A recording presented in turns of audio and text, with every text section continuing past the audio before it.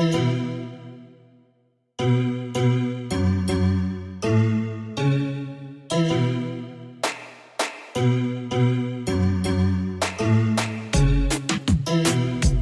beloved survivors. How's everybody doing out there? We're still on break, but we have some sweet bonus content that we are putting in the feed. And today we are so excited to run an episode of a show we love. The show we love is called Love in a Fucked Up World, and it's Dean Spade's new podcast that is related to his amazing new book. And the episode that we're going to run in our feed today is an episode featuring Mariame Kaba. So Mariame joins Dean to talk about the dangers of putting leaders on pedestals in our movements, what to do when you or someone you know is getting canceled, how to relate to the concept of hope in this time, and how norms about sex and romance influence resistance work, and how we let go of uncertainty. We really hope you love this episode as much as we do. We deeply admire both Mariame and Dean, and we are so excited to get to feature them on the show today. Happy listening.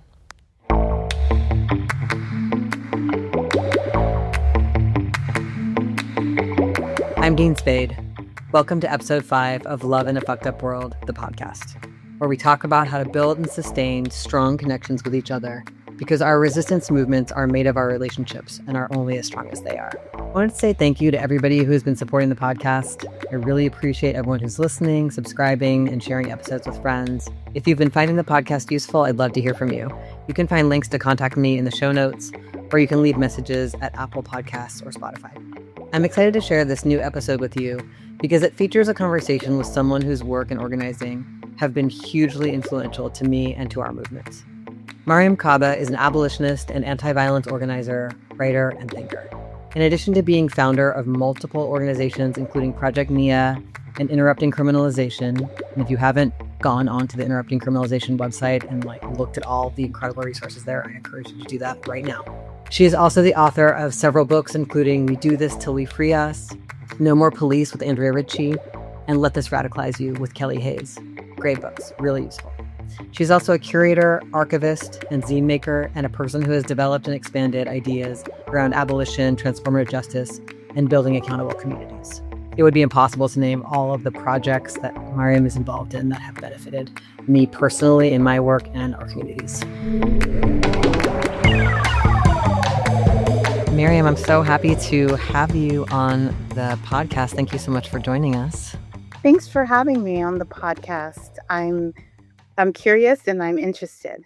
Yeah, well, obviously your work is incredibly influential to everything I do, and especially to this book, Love in a Fucked Up World, because you have just done so much work about how we relate to each other in our movements and in general, and how we repair together.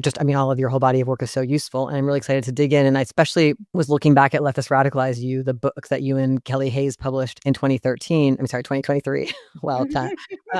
Just recently. That's such a wonderful, very pragmatic, useful guide for people wanting to enter political resistance work or already in it, and hitting up against difficult obstacles. And so I have a bunch of questions. Some of them are inspired from that book.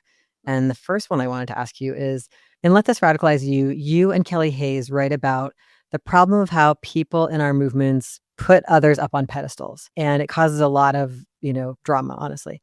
And I'm curious to talk to you more about this, about what this tells us about how we internalize and act out harmful ideas about authority and expertise, and also about patterns of reactivity that we all carry that make us project on people we see as authoritative, both positive projections about how wonderful they are, and then extreme disappointment when we find out they're not perfect and wanting to take them down or cancel them.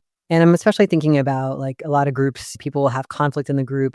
And instead of wanting to work on taking care of that themselves by speaking directly to others about what's happening, they end up wanting an outside facilitator, almost like a authority figure who can determine who's right. So maybe sometimes the fantasy. And I know that you get asked about that role a lot, or maybe you're asked to help people find those. I think that's one of the areas we see this. So yeah, I'm curious more broadly how you see this kind of putting people on pedestals operating, and what do you think helps with this? Yeah, that was a really important part of the book for Kelly and I because we do believe that pedestalizing and putting organizers up on pedestals actually is harmful to movement building and to our ability to be able to create the strong containers for action that are needed more than ever. So, for my perspective, I think about it particularly as related to the fact that human beings are human and that this means that we're all flawed, right? Just fundamentally that we're all flawed. And that really at our best, what we're always actively striving, I think, as human beings, if we're conscious and we're reflective and we want to be accountable to others, is we're always actively trying to shrink the gaps between our values and our actions, but we're always going to make mistakes. And that's a certainty, actually. There are very few things that are like certain in the world, in my opinion. One of them is that human beings are flawed and that we're going to make mistakes.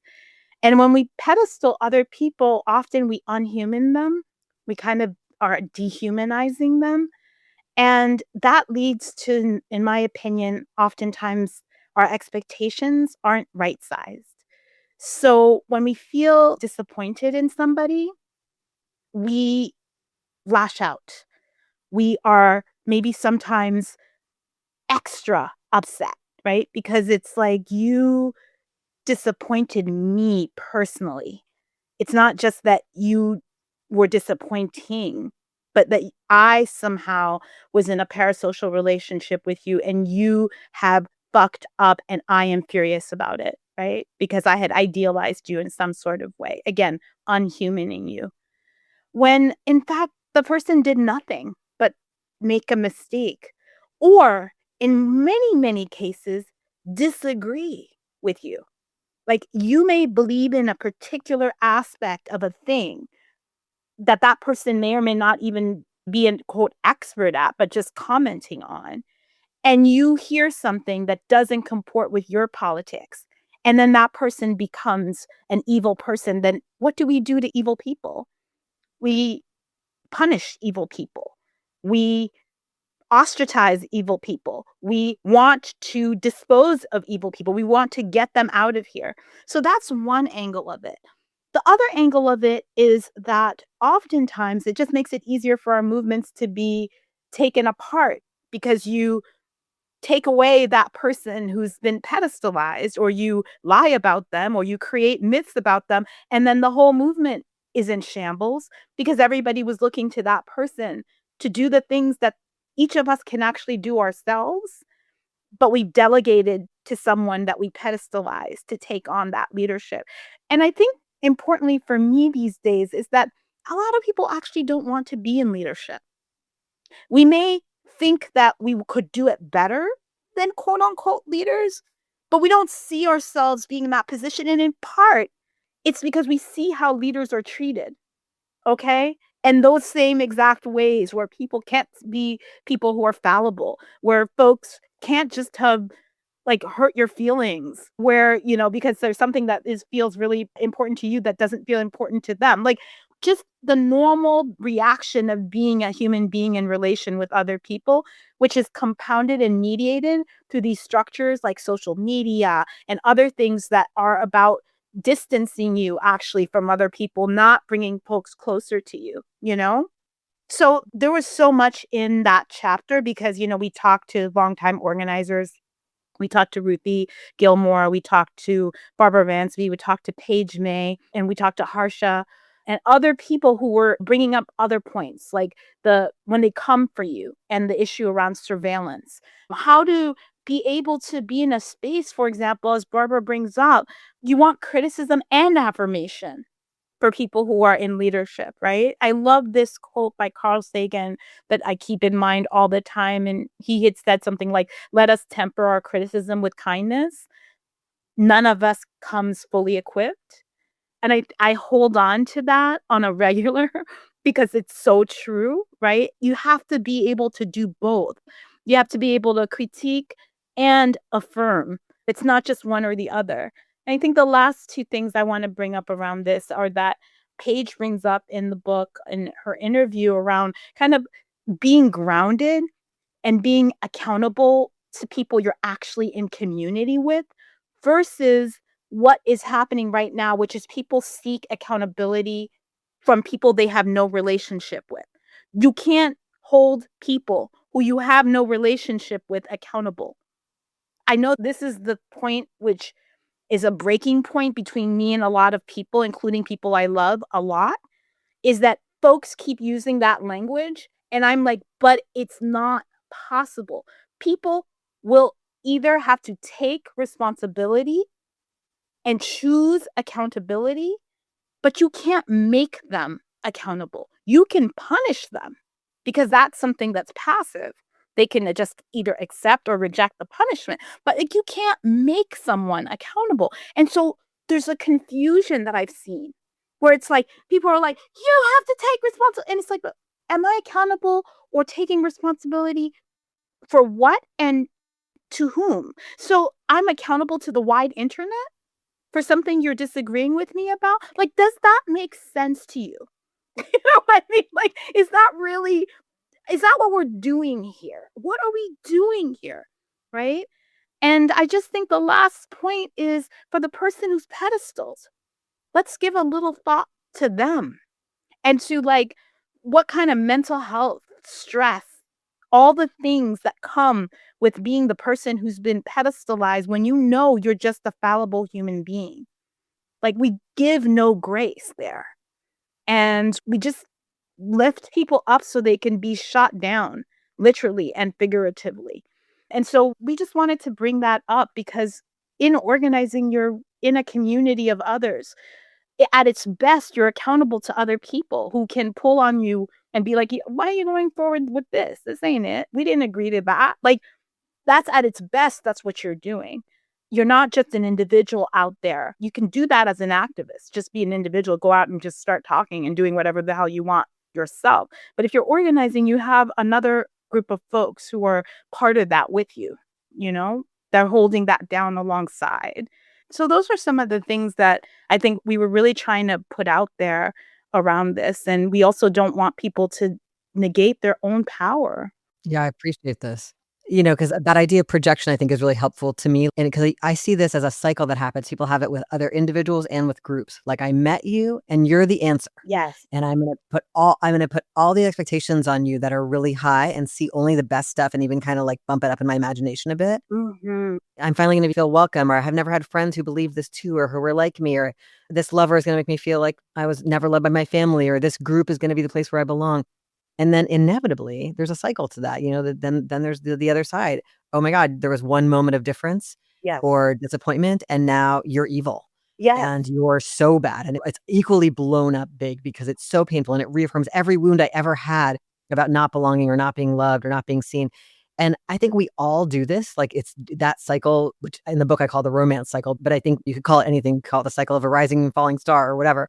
That cycle, like, it's really good to just know it's a big cultural thing and it doesn't belong to me. So when I'm having it, when I'm like, oh my God, I just met Mariame and Mariame has all the answers, my friend can say to me, yeah, probably also human. Like, so while I'm experiencing even the positive part, I can try to temper it a bit. And certainly if I'm experiencing the negative part and targeting someone and being vengeful and campaigning, and also this kind of like slight critical distance from it, you know, could just give me a little pause. If I'm like, oh, I met someone, I think I'm going to move cross country to join their group. You know, like if I'm going bananas about. And I think that most of us don't have that. And I think sometimes when we realize it's a big cultural pattern, it's not just us. I don't just make bad decisions about people, or I don't just have bad judgment about groups, or everybody isn't just out to get me and eventually everything turns bad. If I can let go of it being just me, it can be helpful to be like, oh no, this is just projections and they're really normal and human and I don't have to act on them all. I agree. And also, I think there's something here too that I've been thinking a lot about, Dean, in the last, particularly for me during this COVID period, the pandemic period, is the acceleration of something that I've seen from before that I'm calling the conciergification of society. It's the kind of, you know, during the pandemic, the DoorDash, Uber Eats way of getting stuff delivered to you immediately on spec. Like, we want this now. That, you know, I am paying you and you're going to give me this thing and you're going to give it to me right now and you're going to give it to me the perfect way and you're going to do that. Like that has become an ethos that has infused our relationships with our others, not just the people we pay to do stuff, but rather that we're outsourcing almost everything, including our thoughts, our ability, our ideas, whatever, to others who have to produce for us these perfectly packaged ways that can fit into the slots and not be messy and not be contradictory and not be something we just don't like. So we can return everything. We order it and it comes and we don't like it. We can just get rid of it. And that's the end of the story. This to me has infected every aspect of our relations. And I think I'm assuming it's also bleeding into people's intimate relationships with other people too. Yeah, it's total disempowerment. And I've actually heard the experience we all have with our devices described this way because they even anticipate your needs. You don't have to do any direct feedback or negotiation. Like it's like this smooth, individualized experience. And it makes it really hard to be resilient when things are not as smooth. This projection horizon too makes me think about the flip side. Like you were talking about, can we have a little more grace around people put in leadership? I also think knowing this cycle is useful for people who are suddenly getting a lot of critique. Like if we're getting a lot of critique because we put something out there and people are responding to us, can I see that as instead of being so fragile, can I see that people think I'm important, even though I'm probably not getting paid for this? I don't think I'm important. I wasn't raised to think I was important, whatever, all our own internal stuff. Can I see people's kind of freak out on me Yeah. as just like, wow, they just actually think that what you say about that matters. And that's all that means, even though they're coming at you with a bunch of really intense words or like, I feel like, because their disempowerment is on all sides. Like everyone becomes incredibly fragile Yeah. with this, with what you're describing. The other thing I'd say with the concierge, I love that conciergification. Yeah. Wow. That one of the things I've been thinking about too that I actually want to talk to you about is I feel like the dominant sensation in today's society is avoidance. Yeah. It's like I don't want to talk to anyone on the phone. I don't want to do anything, and there's a part of that that's really rebellious. Like we live in a horrible coercive society. It's like work or die, go to school and get good grades or die. Like no one's going to take care of you. There's no support. Like people feel avoidant because they're being forced to do so much that they don't want to do. But then it applies to everything. It bleeds in. It's like just the way of being. So it's like, I don't want to go to work. And then also I just joined this mutual aid group, but I don't want to do the tasks I signed up for. And I don't want to talk to anybody in my neighborhood. And I don't want to, my friends invited me to a party, but I don't want to go to a party. Like there's a feeling of just like, no, everything sounds too hard. And I think that is that combination of what you're describing, these like highly individualized consumer experiences as the only way to feel empowered, simultaneous with like not a lot of practice at just like the bumpiness of like, oh, I'm in a group of people. It was awkward one time, or I felt left out one time, or everyone was older than me or younger than me, or what, you know, just like all the things that happen when we just try stuff with people. We're out of practice with, I think the opposite of avoidant is like on purpose, like being like, oh, I want that. Oh, I'm going to take the risk. I'm going to do something uncomfortable. You know, we're out of practice with that one, I think. I think that's absolutely true. I do want to return to something you mentioned about the flip side of the pedestalization being like when you're the person who's on being targeted with the criticisms and everything. I've obviously been there on multiple levels at multiple periods in time. And something that I have found different, right, is when that's happening and you're in relationship with people, it's just different. You can be like, "Hey, let's talk about this. Hey, can I offer you some context for this? Hey, I am hearing what you're saying and this is how it's landing for me." You can do that. When you're in that mode of the people just going and going and going and it's a social media pylon, there's just no space for that. And so you end up having to be in a position where you just don't respond, right? Which festers the situation more because people come into the void and they just want to bring in their own things from 19 years ago or lie or do any number of things. And so you're in a position where you have to not respond, even if you're in a position where you're like, hey, this person has a good point. You know, Stacy X, who I don't know at all, made a good point, right? But are you going to then go on Twitter or on Facebook and post that Stacy X had a good point about something? Like it doesn't make sense. It goes back to the scale issue of like, where are we engaging in these kinds of conversations? Where are we engaging in the potential for relationship building so that we could actually receive feedback from people we actually care something about? We care something about us. The best question I was asked many years ago when I was feeling really upset at something that had occurred and I felt misunderstood and just, I don't know, felt just like these people were unfair. A friend of mine was like, Miriam, who are these folks to you? Who are they to you? And more importantly, who are you to them? Are these people you want to be understood by? Why? What is it? Like, are you all gonna potentially be able to do shit together in the future that will be good? Like, are you ever gonna meet these people? Like, what is really going on here? It was so clarifying that it has become my mantra. You mentioned at the end of the book that you have a mantra about healing being a staircase. And I have many mantras. And one of them is, who are you to them? And who are they to you? As a way of orienting myself and right sizing my reactions to things. It has been super helpful to me. I also thank God, I didn't get on real social media or anything until I was like in my late 30s. So I already had these years of pretty much having navigated and knowing myself and kind of understanding where I'm coming from and understanding what my triggers are. And, like all of that was already in hand. So I didn't have to learn that along the way. It made a huge difference to make it possible for me to be in those kinds of, situations and be able to have some wisdom about it. Yeah. I mean, that makes a huge difference. When I was doing research for this book and the kind of sequel to it that comes afterwards, that's more about like work and activist relationships, I read all this research about how digital life has impacted, the sort of generations that have really grown up in it. And one thing that research talked about was that by the time they're in middle school, almost everybody's had something blow up online about them. And those moments, even if only 10 people saw it, even if it's only in the context of your elementary school or your middle school or high school or whatever, it feels huge. I feel like what's happening is that even the microest micro celebrity Yeah. is you get all the downsides. Yeah. So you don't get paid. You don't get like a deal with a corporation to pay your bills. You No just one knows get who you are all the really. pile-on. Exactly. Yeah, like you get the pile-on. And then for a lot of people, this is one of the reasons I think so many people in our society identify as burned out. It's exhausting. You feel powerless. I think a lot of times people don't even know how many people have seen it, but they learned a lesson about keeping their heads down. I think a lot of people are like afraid to take up space or say what they really believe because the punishment is so high and there's not necessarily the reward. And so that's one of the reasons too. I think years ago you published instructions for what to do if you're being canceled or how to support people being canceled or something like that. You published something about this. And I remember just one of the things you said was don't pile on, but something you said, and then I have to look back at the words, made me think, oh, if I see that happening to someone even a little bit, I should reach out and let them know, like, I care about them. I appreciate what they're doing.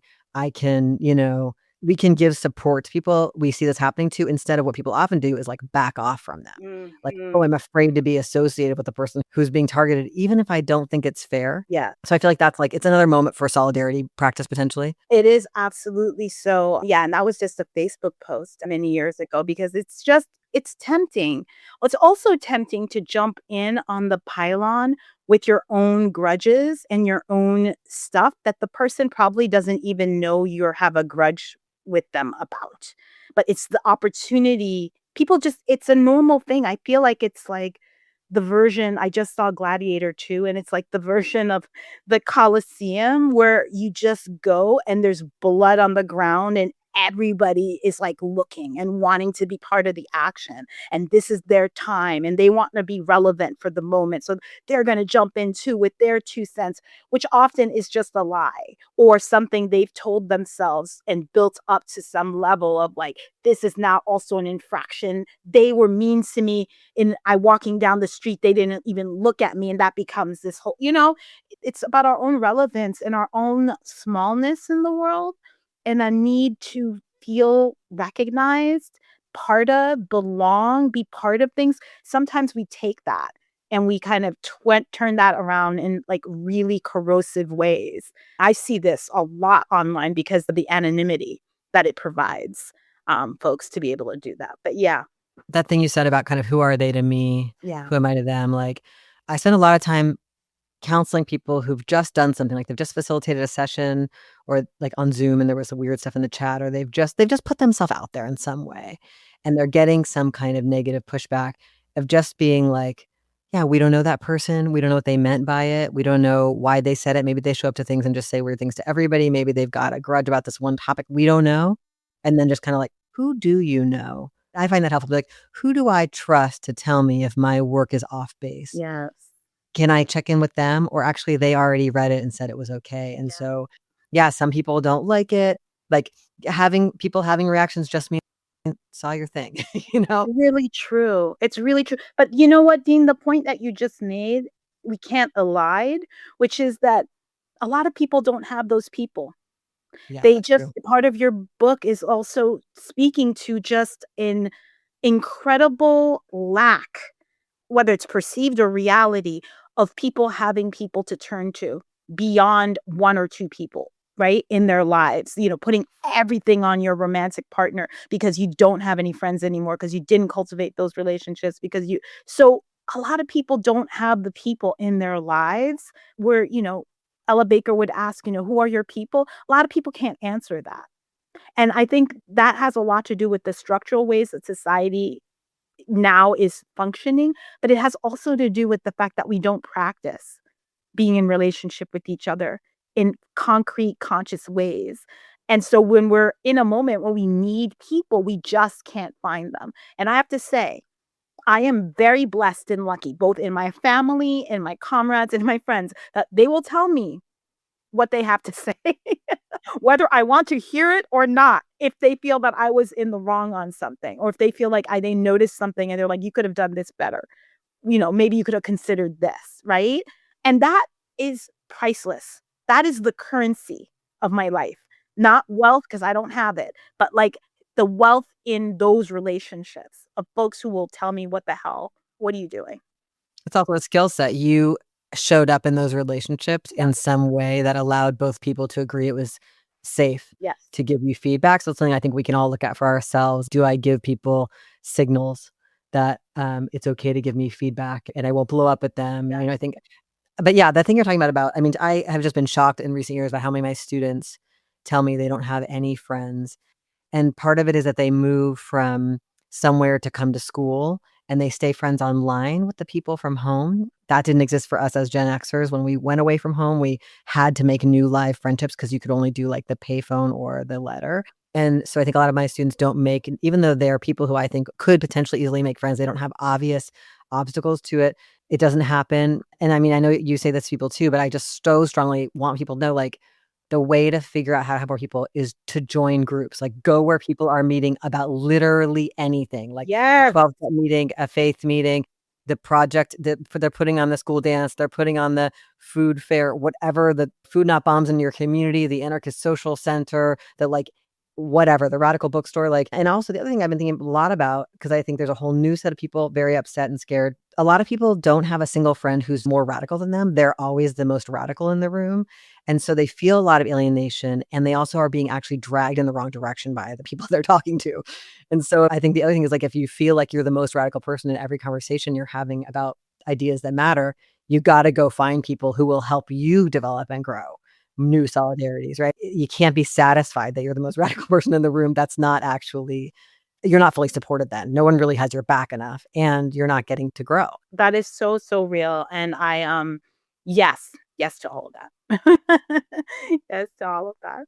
Okay, well, I want to talk a little, this book is a lot about sex, romance, dating, friendship, and how they overlap with organizing. And often, like, we end up in a lot of conflict in our movement organizations and in our lives, like you were just referring to. Like, we end up isolated in romantic relationships and not developing friendships enough. And I think of you as someone who's like appropriately skeptical and sober about romance, which I really hope this book helps people be. And yeah, I just wondered if we could talk about that a little bit, like how you think about that, what you notice people seem to be getting out of some of the sometimes imbalanced pursuit of sex and romance at the expense of friendship or comradeship or other relationships. Yeah, I'm just curious, like how you see it operating in our movement ecosystem, like what balances you would like to shift if you could. Mhm.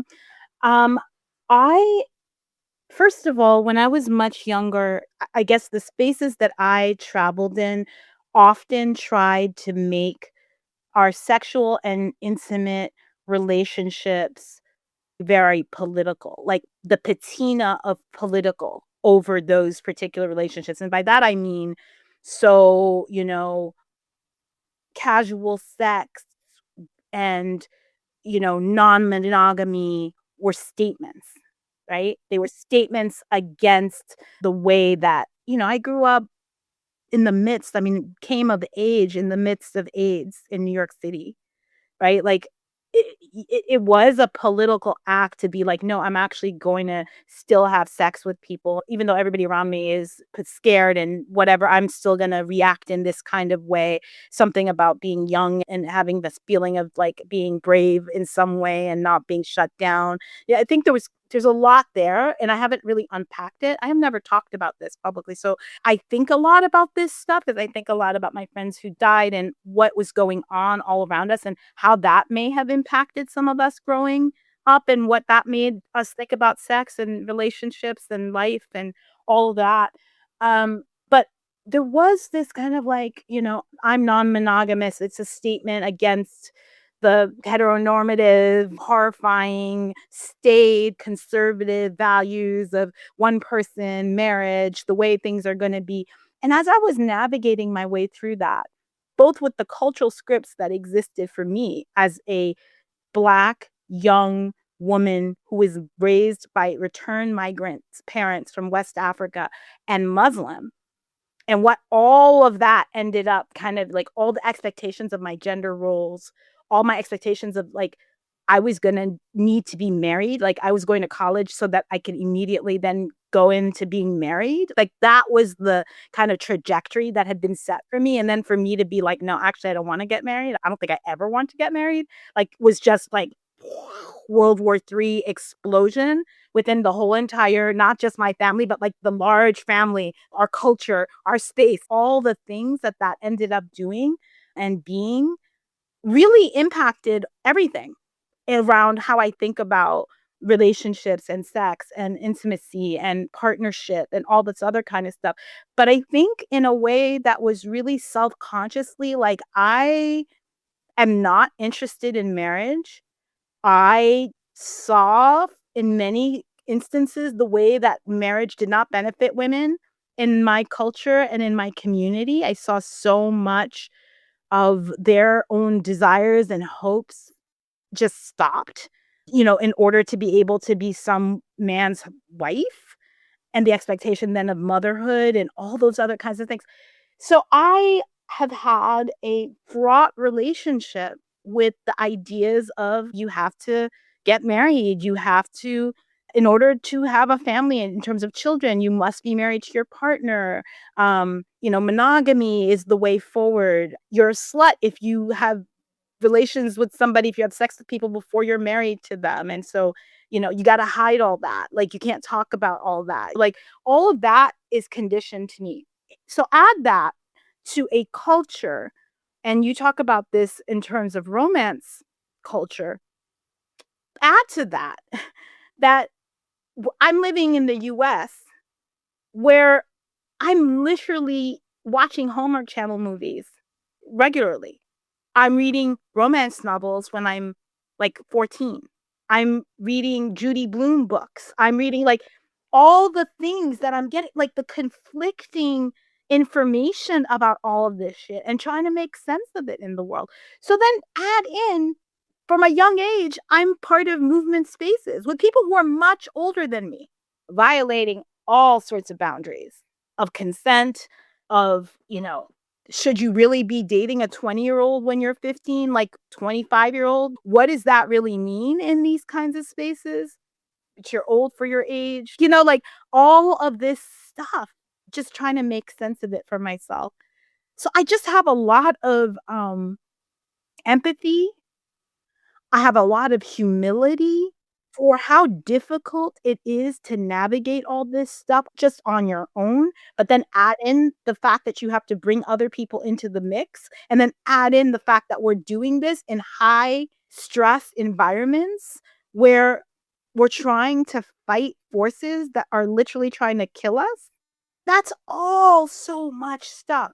And yet, this book that you've written is probably the first book out here that's really talking about this stuff in an unvarnished way within movement cultures. I don't think I've ever seen a book. And again, let me not lie and say I'm big on self-help books. I'm not. So the kind of self-help books I've read over my time have always been around conflict and conflict transformation, because that's been my, like, the thing I've always gravitated towards. And then when I was younger, I would read a lot of books by Sark. I don't know, people like Mhm. of, like, because of the beautiful, like, colors and the big letters, and it was all about creativity, and I was all trying to be all creative, like, all this other kind of stuff, but I never read, like, relationship books because I always thought it was ridiculous. Yeah. Like, I was like, how are you gonna tell me about relationships given the cultural context I just explained that I come from, which is reflected in none of that stuff?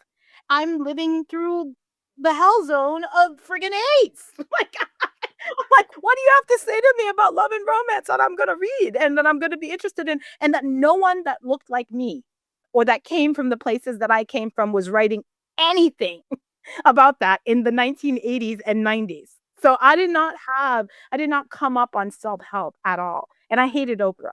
So that was another thing that I really did. You will go and ask people who've known me for any number of years.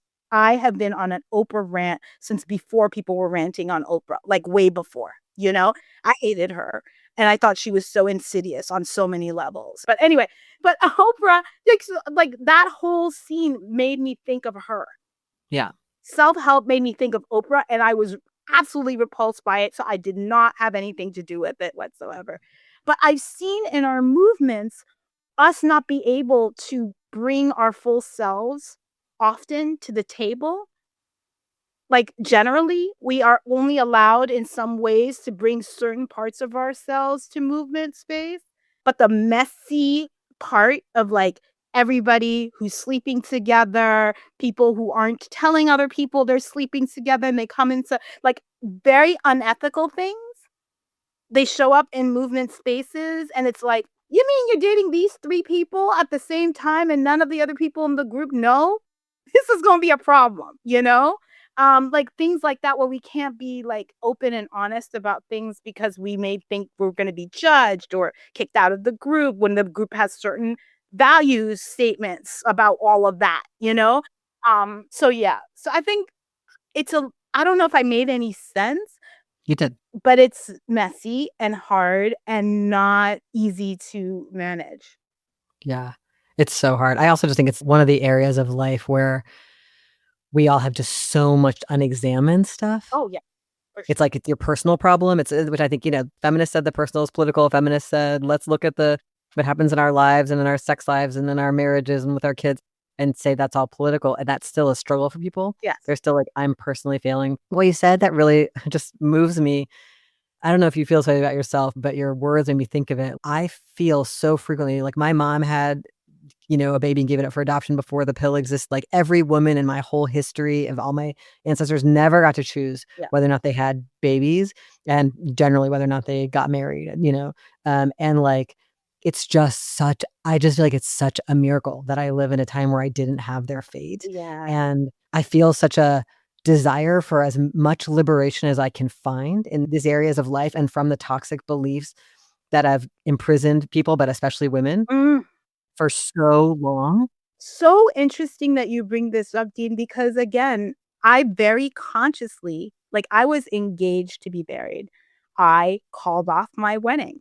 Like, I made a decision about how I wanted to live my life. And then, with fear in my heart, worry of disappointing so many people, including the person who I was going to marry, who I loved.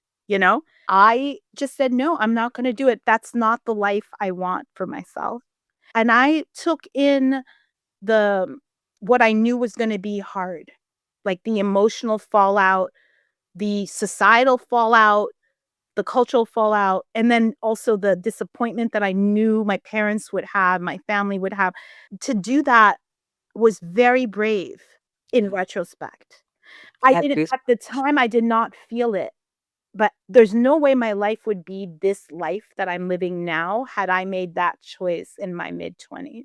you know? Yeah, I mean, it's and what you're saying too about all the books you read when you were a kid and the kind of romance culture indoctrination, people make these choices not sober, like under the influence of the idea that you'll be miserable and die alone, or the only true happiness comes from parenting, or the only true happiness comes from romantic love. I mean, the 70s feminists, second wave feminists, for all, some of their fault, they were like, the family and the romance is a cage. It is a confinement.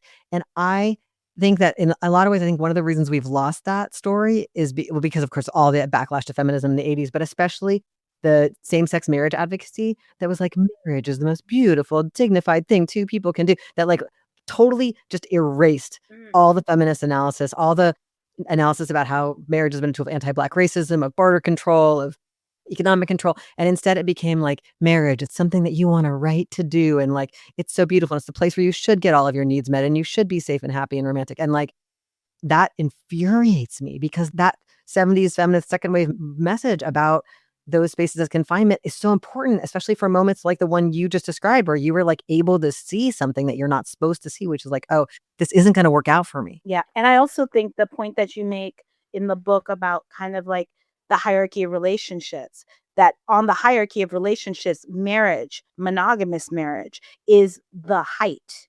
The monogamous marriage that produces children is it's the horizon.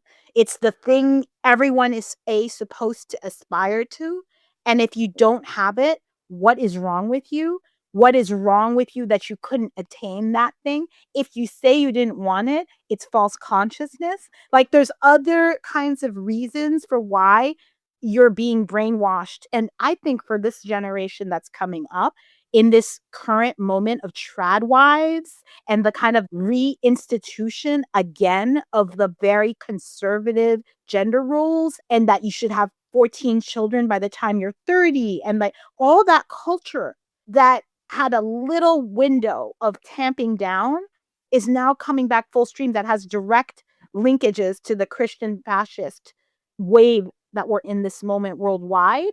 And you see that happening like in this way where people who are actually, they're not included in that vision that's being sold. They don't want you to have 13 children. They want these young white women to have 13 children. You are not being considered in that. White, straight young women, like you are not being considered in that, but you are now aspiring to that horizon, which frankly, they're trying to foreclose on you. But you are desperate for that. And that's the thing. That becomes the pinnacle. And because we're in a culture already where there's so much of a sense of deep need of belonging, with good reason, because human beings, hunter-gatherers who were working together in order to survive and address threats. Like that's the evolution we come from. Folks are desperate for belonging. And this is a way to belong. It's the stamp of approval that society gives you that you've made it. You're an adult now. You are now a member of society in good standing. The rest of these riffraffs are not. You do not want to be these sad people who don't have husbands and don't have children. It's very hard, I think, for people to make sense of that when they desperately long for belonging, and when people are very lonely because they've not been able to cultivate all the other kinds of relationships that you could have, that would bring fulfillment to your life and give you a sense of peace and belonging without necessarily the accoutrement of all of these other kinds of institutional things that people offered us as like a salve for just a need for wanting to belong to other people and with other people. So, yeah. Yeah, and you're describing kind of that far right extreme fantasy that keeps women, maximally confined into those family roles and men as providers and all of that horrible, like really having women be the property of men, all of that. And you'd think the far political edge away from that, right, would be radical sex positive queer and trans people who are like genders fiction and everybody should have the kinds of sex they want, not any that they don't, and abortion on demand and all of this stuff.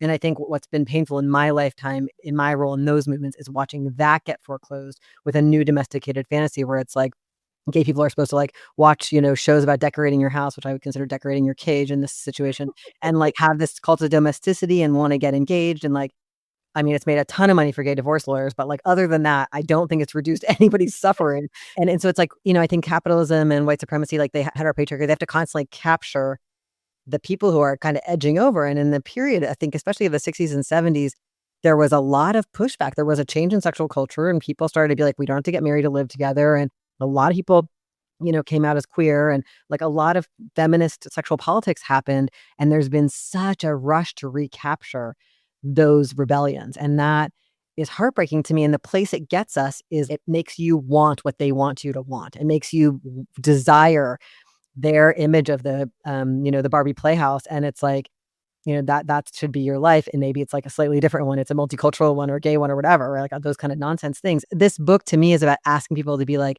do you want what you want, or do you want what you've been told to want? And what would it be like to have a radical desire in your community where we want different things together? Like we want everybody to have liberation, which would be like seeing each other more clearly, not through these projections, and being choiceful and getting to care about the impact of our sexual behavior on others and make decisions that feel ethical in ways that we all constantly are coming up with and revisiting together. And what does it mean to imagine that we all owe each other care instead of just for somebody who's related to you through this legal or family way? And like these kinds of other dreams. And that part of that is having to do some scrubbing in there, because that stuff is in our minds, and we're not bad for that, but it really like runs us a lot of time from what I see. I think that's absolutely right. I think that's absolutely right.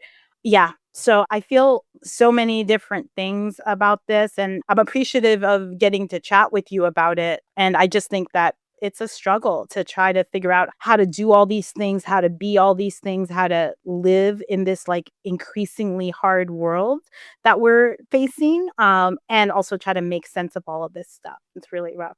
And when times are hard, sometimes we really do fall back on fantasies. The fantasy of home ownership, I think, has a really wild role in the current world, and the fantasy of the perfect romantic day. Like, I want to be safe and have things be easy, and they're not, and I'm not. And so then I go to like the hard-worn story. This is how you'll be happy. This is how you won't be alone. I want to ask you a little bit about hope. There's a lot about hope in Let This Radicalize You. And constantly people are quoting you saying that hope is a discipline, which is such a useful redirect for a lot of people. And I think it's been really helpful. I've been thinking, especially since the election, seeing people talk about hopelessness. And I've been wondering if there's a layer that's about like letting go of faith and hope in some things that's actually appropriate letting go, even though it's painful, and instead cultivating hope and faith where we haven't been encouraged to. And like for me, in the most simple way, it's about like people being confronted with letting go of hope and faith in liberal delusions about state reform, or being rescued from all the crises by elites like elected officials or big nonprofits or corporate media or billionaires, and instead cultivating hope in and faith in collective action and in the goodness of other people and ourselves, which is so hard because we've been told that we're all selfish and greedy and whatever. And I wonder if you would reflect on this, like what are or should people lose hope in, or what are or should people be cultivating hope and faith in, and like how do you do that? How do you cultivate hope and faith in different things than you've been taught to? Mm. This is always hard, Dean, for me because kind of in the same way that I think, like, I first of all don't talk about faith or my faith publicly ever. Like, I think last year was the first year a comrade and friend wanted me to talk about being Muslim and my faith in Islam for a new magazine that they were starting that was for Muslims, and they wanted me to talk about Islam and abolition and like how my religion informs abolition, whatever.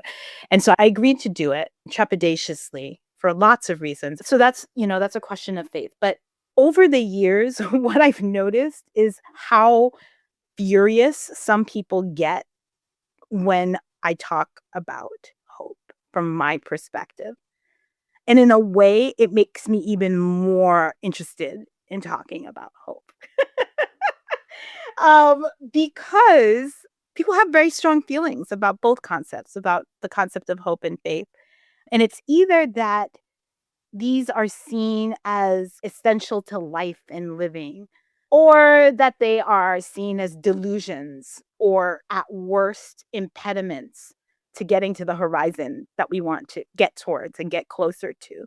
And to me, that's just a lot of binary thinking, right? Like the concept that you either have hope or you don't. That hope is some sort of disposition that you possess, that you have faith or you don't. And I feel like I apply the same approach to every concept as I do to every concept, which is I think people should take what they need and leave the rest. Like, if hope and faith are pernicious from your perspective and vantage point, then leave them aside. And if they're useful, then keep them and use them as you see fit, right? I want to state for me, hope is firmly planted in the secular for me, and it's very much rooted in action. It is not something I feel like I possess, it's something I do. I try to explain this to people sometimes, and I feel like it's not getting through in that way, and it's okay. Like, for me, there are things worth trying and working towards, and for me, hope is a commitment to continuing to fight and to struggle. At its bottom, that's what it is for me, that's what it does for me, and that I think that engaging in collective action is actually a manifestation of hope. I do. You know, it's not having hope itself that pushes me to collective action. I'm not sure if that makes sense to anyone else but to me, right? Oftentimes, I feel extremely frustrated. I feel angry. I feel sad. And I still do hope, Yeah. you know? And I feel like we can cultivate it no matter how we're feeling.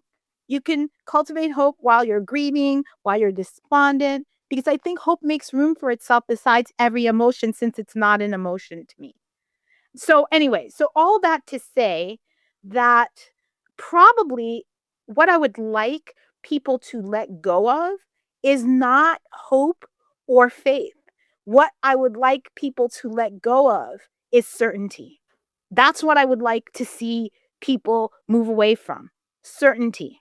I think for me, doing hope means that I constantly see possibility for transformation, for change in people and systems in the world. I think for me, hope and possibility and uncertainty pair well together, right? It means that we have things to do still. And so that's why I believe in a practice of hope. A lot of people are like, ew, man, cognizant help is a discipline. I don't like that, whatever. Do you? Like, I don't give a fuck. Do I really care? I don't care. I mean, I say this with deep love for everybody. I do not care. If it doesn't work for you, you don't have to abide by it.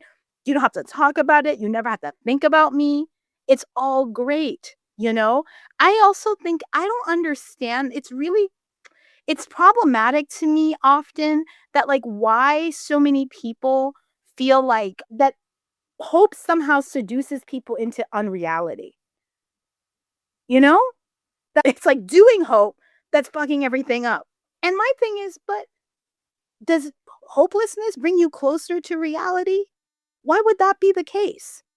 That there's something for some people that hope rings false to them, right? And so whatever is the opposite of hope would be the thing that rings more true. But that's also its own fiction, Yeah.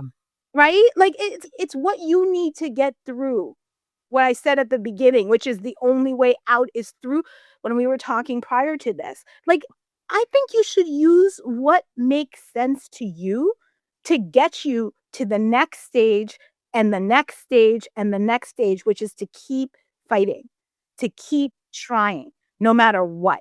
You know, it's everybody's been quoting Mike Davis, fight with hope, fight without hope. It doesn't matter, fight. I agree with him. Like, use what is to your benefit and do that. So, last thing I'll say on this is the point about certainty. I'm worried on multiple levels that we're never going to be able to let go of certainty because I've been doing a lot of like research and reading both for the book, Let This Radicalize You, and before this about brain science.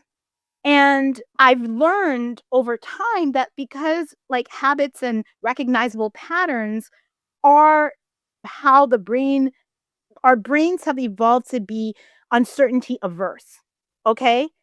And this is important for me for people to think about because when things become less controllable and less in our control, we experience this kind of strong sense of threat. And what that means is when you are a human being and you experience threat, what happens to you?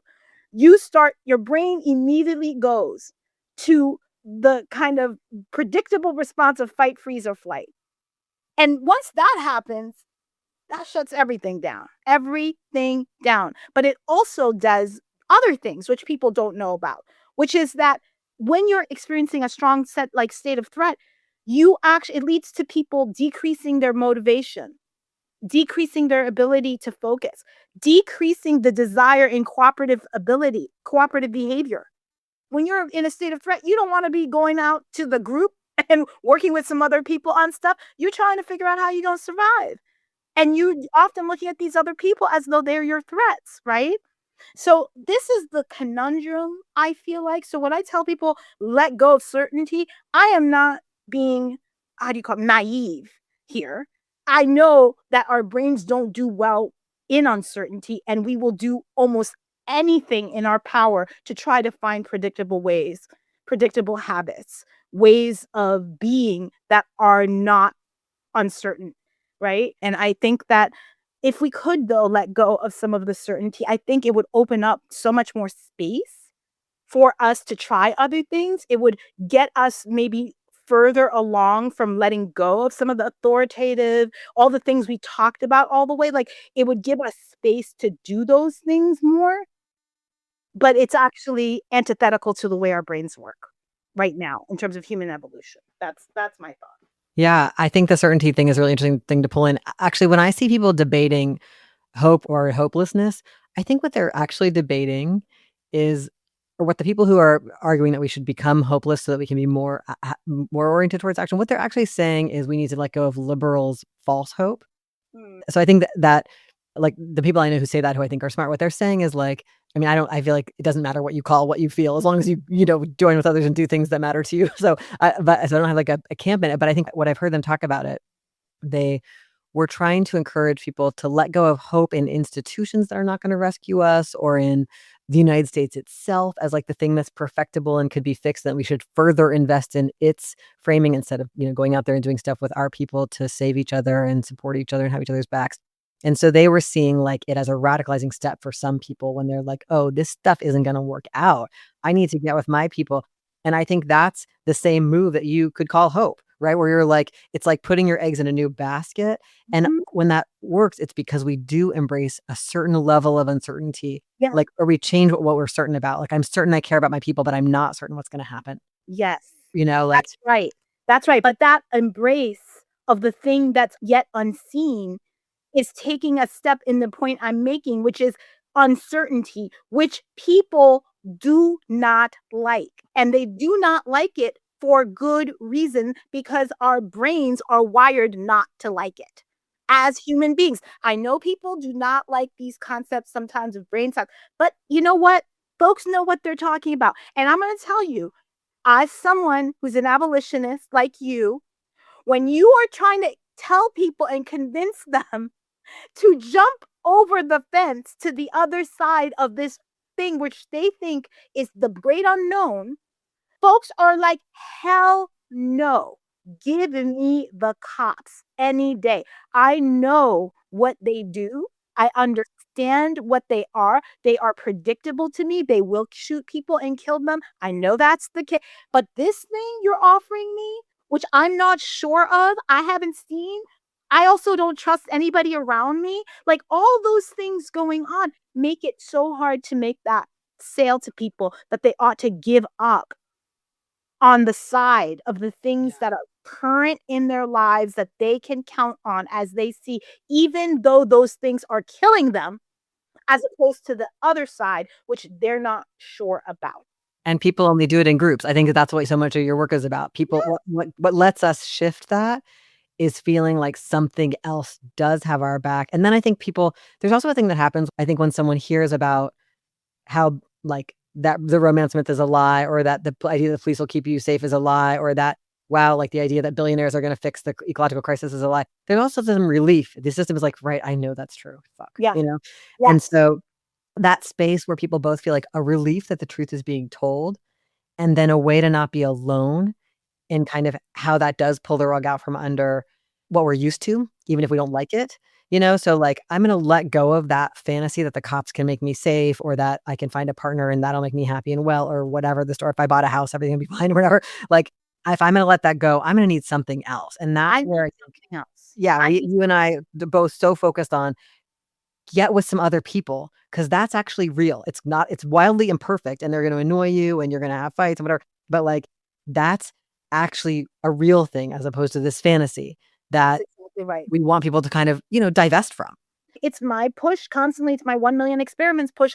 I keep saying to people, and I will die on this hill, that we are not going to replace something with absolutely nothing. I don't care how much of a beautiful patina you're going to offer that. People want to see some concrete stuff that involve other people being there, that they are not going to be all alone on the other side making that shit. There are few people, right, in a minority group that'll be like, we're going to go. We're going to go. We don't know what's on the other side.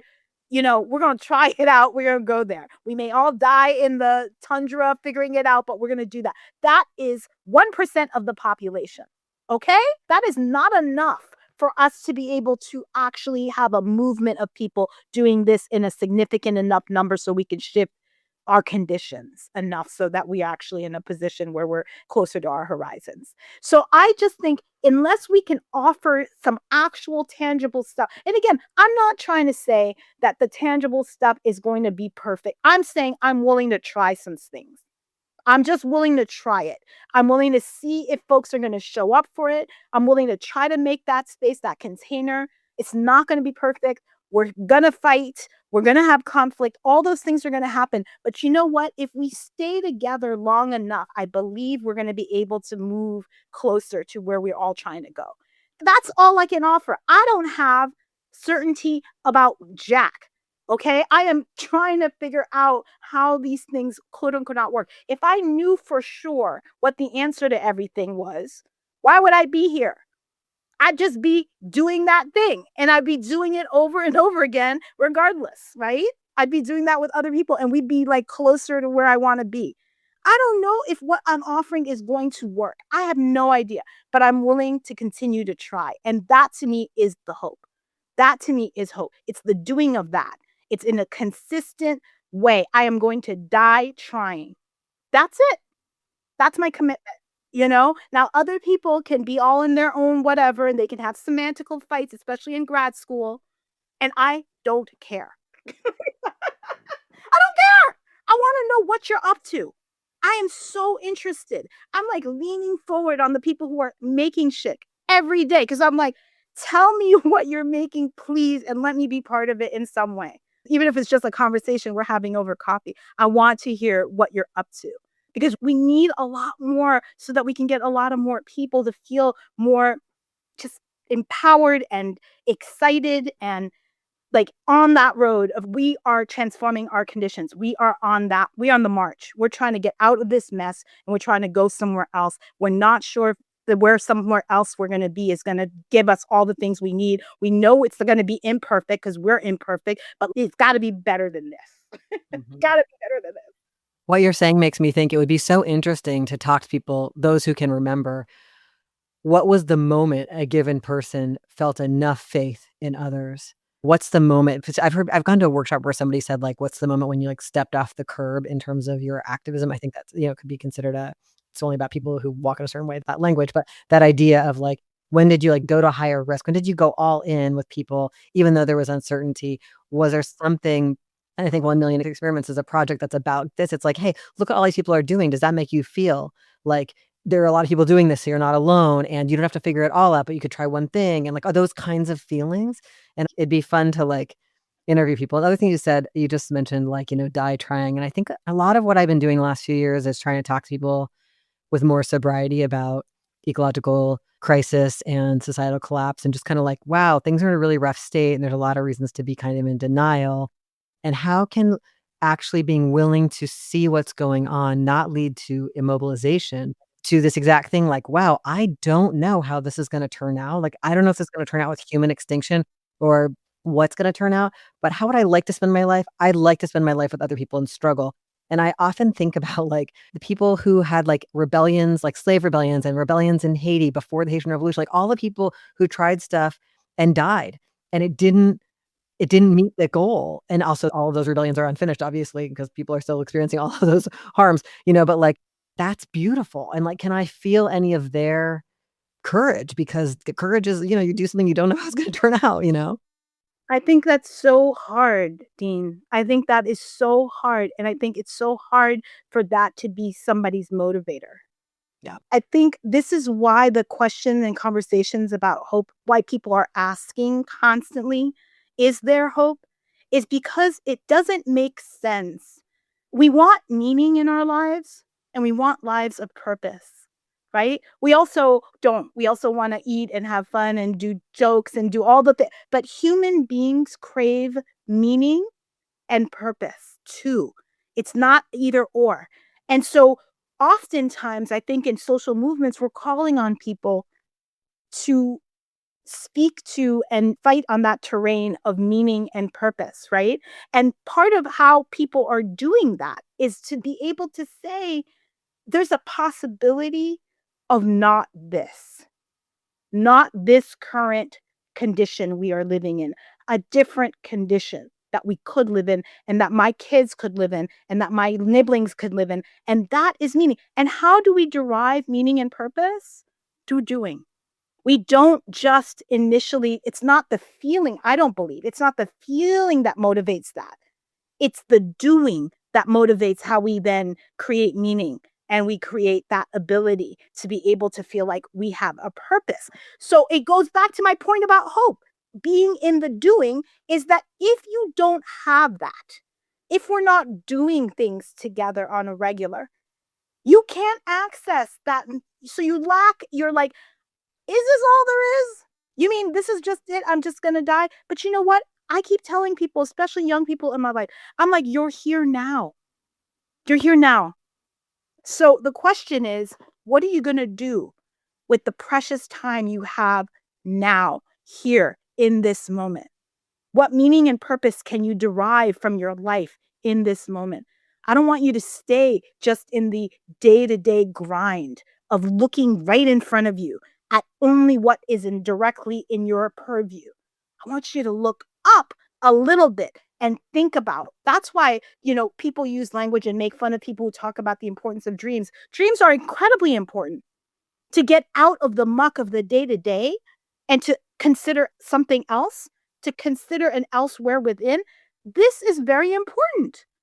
I don't know how do you survive this world if you don't have that? That's just coming from me and my, like, I don't know, maybe other people have other ways of coping and maintaining, but everybody I respect who has been in it for the long run has spoken to me about meaning and purpose.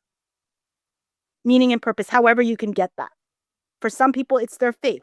For some people, they'll call it hope. For other people, it'll be hopelessness and going into whatever works for you. But what is it? How are you deriving that? That's what's going to get us going. And to me, your book also pushes us to think about how we create meaning, how we create belonging, which is a form of meaning making, right? So yeah, to me, I don't want to live in a world where I'm constantly my nose directly in front of me, where that's the only thing I'm just like day to day to day on the grind of that. I want to look up and I want to lock arms with other people while I'm doing that. Yeah, and get pleasure out of it. I think that part of what you're talking about too relates to that thing I feel where people feel avoidant of everything, including the tasks they take on voluntarily in their mutual aid group or their art project. Like everything feels avoidant. And it's like, we have to learn how to enjoy some of this stuff. We are alive. Like you were saying, like you're actually alive right now. And so what would it take for me to enjoy this art project? Should we have more food at the meeting? Should we sing a song at the beginning of the meeting? Do we want to all wear our pajamas? Like, what do we need to do to like enjoy the things that are happening in our lives and not be stuck That's right. with the grind feeling, kind of, Yes. no matter what? Yes. Absolutely right. Yeah. Thank you so much for having this conversation. It's been really, as always, fun, and really, I feel like my brain and my heart have been expanded by your wisdom, and I'm really grateful for you joining us. I'm so happy to be part of this with you. I'm so really happy about this book because I think it's going to be challenging to a lot of people. Get ready for some pushback and some like anger. And I think that's good.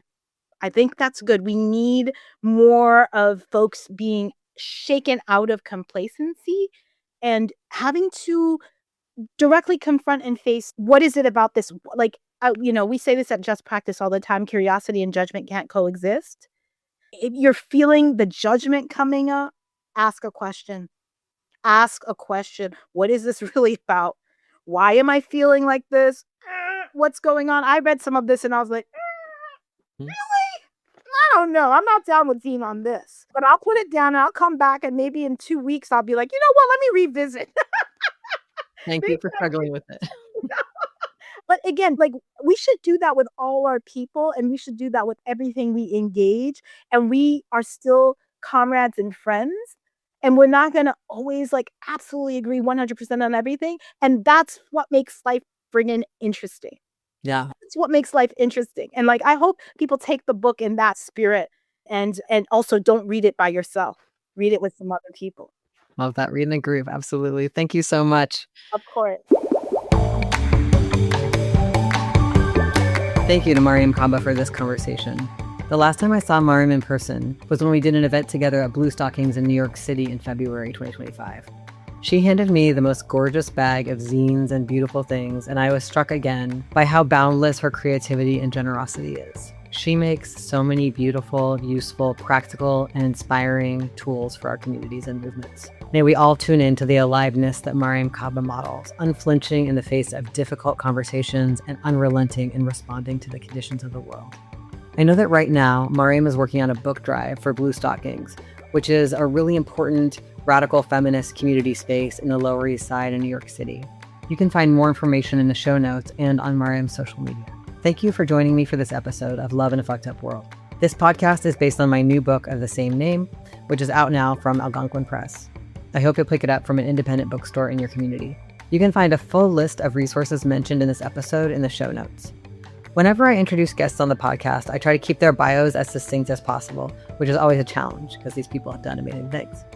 Today was especially hard, and you can find links to some of the many, many projects, books, zines, and other work by Mariame Kaba in the show notes as well. Love in a Fucked Up World is hosted by me, Dean Spade.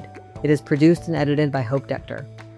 Thank you to Cito, Eugene, Derek, Kelsey, Lindsay, Jessica, Raindrop, and everyone else who helped with this podcast. Our theme music is I've Been Wondering by the Ballet. If you found the show useful or if you have ideas of things you want to hear about, we'd love to hear from you. You can reach us at loveinafuckedupworld@gmail.com. The U in fucked is the 0. Or you can leave us comments on Apple Podcasts or Spotify. I have an email list where I occasionally share new projects and opportunities to get involved. If you want to join it, write to us. We need each other now more than ever, and I hope this podcast offers tools and ideas that can help us build and sustain strong relationships and strong movements. I hope that you'll keep listening, subscribe, and share these episodes with people in your life.